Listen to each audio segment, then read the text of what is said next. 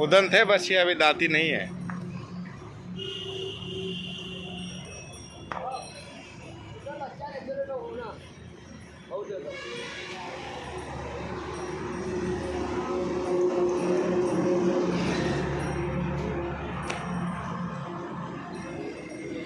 रोकश का मुँह दिखाओ।